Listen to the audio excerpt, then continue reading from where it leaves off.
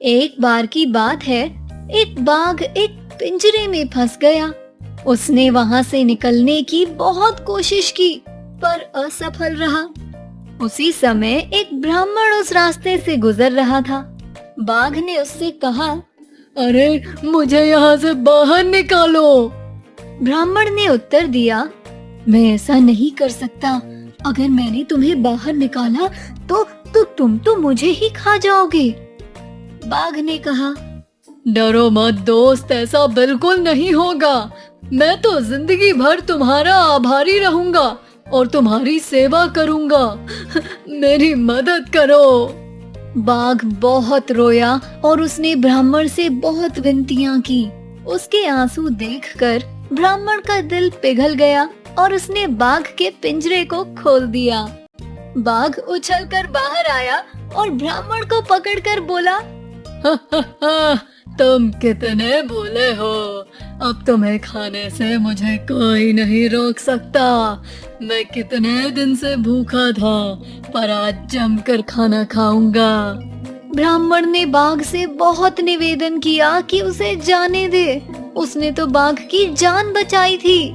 पर जब बाघ ना माना तो उसने कहा, ठीक है, तुम मुझे 3 प्रश्न पूछने की अनुमति दो, उसके बाद तुम मुझे खा लेना। बाघ ने उसकी बात मान ली। ब्राह्मण ने पहला प्रश्न पीपल के पेड़ से पूछा, आप बताइए, आप इस बारे में क्या सोचते हैं? पीपल के पेड़ ने बेरुखी से जवाब दिया, यही तो दुनिया की रीत है। क्या मैंने हर उस व्यक्ति को छाया नहीं दी जो यहाँ से गुजरता है, और बदले में वो मेरी शाखाओं को भेड़ बकरियों को खिला देते हैं। बच्चे की तरह मत रो। तब ब्राह्मण बड़े दुखी मन से आगे गया और उसने एक भैंस को देखा जो कुएं के पहिए को घुमा रही थी।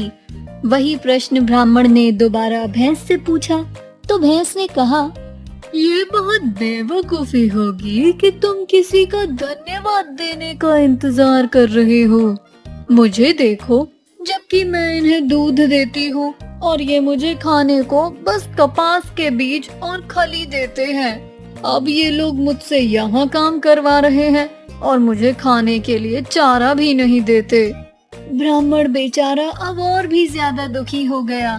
अब आखिर में उसने सड़क को अपनी राय देने को कहा। सड़क बोली, अरे श्रीमान, आप किसी भी चीज की उम्मीद ना करें। मैं सबके उपयोग में आती हूँ। अमीर गरीब, छोटे हो या बड़े, सब मुझसे होकर जाते हैं और मुझे राख और भूसे के अलावा कुछ देते ही नहीं। इस बात पर दुखी होकर ब्राह्मण वापस लौटने लगा तो रास्ते में उसकी मुलाकात एक सियार से हुई। ब्राह्मण की ऐसी हालत देखकर सियार ने पूछा, क्यों, क्या हो गया? तुम्हारी स्थिति बहुत खराब सी लग रही है। ब्राह्मण ने सारी बातें बताई। सियार ने उसकी बातें सुनने के बाद कहा, ये तो बड़ी अजीब बात है, मुझे तो कुछ समझ नहीं आ रहा। क्या आप मुझे फिर से बता सकते हैं? ब्राह्मण ने उसे फिर से सारी बात बताई, लेकिन इस बार भी उसे कुछ समझ नहीं आया। सियार ने कहा, कुछ तो बहुत अजीब है। मैं खुद उस जगह पर जाकर देखूंगा, शायद तब मैं अपनी राय दे पाऊं। ब्राह्मण और सियार दोनों पिंजरे के पास पहुँचे। बाघ ब्राह्मण के इंतजार में बैठकर अपने दांत और नाखून तेज कर रहा था। घुर्राते हुए बाघ ने कहा, बहुत समय लगा दिया तुमने। चलो, अब बिना देर किए मेरा खाना बन जाओ। घबराते हुए ब्राह्मण बोला, हे प्रभु, मुझे 5 मिनट और दे दीजिए। मैं सारी बातें सियार को बताना चाहता हूँ। इन्हें बातें समझने में थोड़ी दिक्कत हो रही है। बाघ ने सहमति दी और फिर ब्राह्मण ने शुरू से सारी बातें सियार को बताईं। सियार ने अपने पंजे को कुतरते हुए बीच में कहा, ओह मेरा दिमाग, मुझे देखने दो। ये शुरू कैसे हुआ?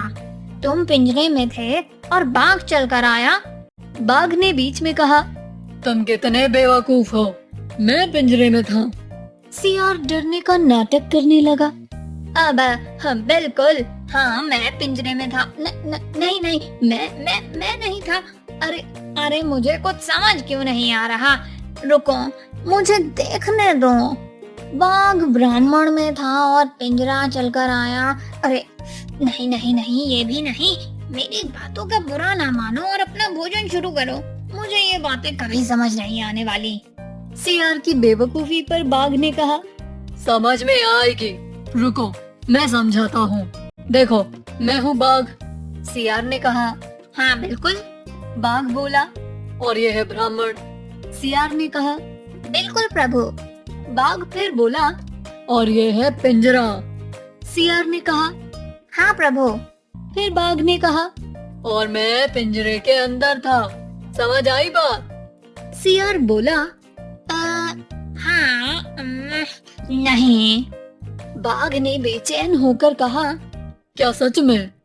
सियार ने कहा, वैसे प्रभु आप अंदर कैसे गए? बाघ इस बार गुस्से से बोला और कूद के पिंजरे के अंदर चला गया। बाघ ने फिर कहा, इस तरह से अब बात तुम्हें समझ में आई?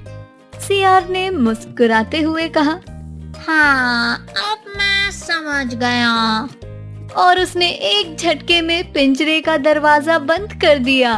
और इस तरह सियार ने अपनी चतुराई से ब्राह्मण की जान बाघ से बचा ली।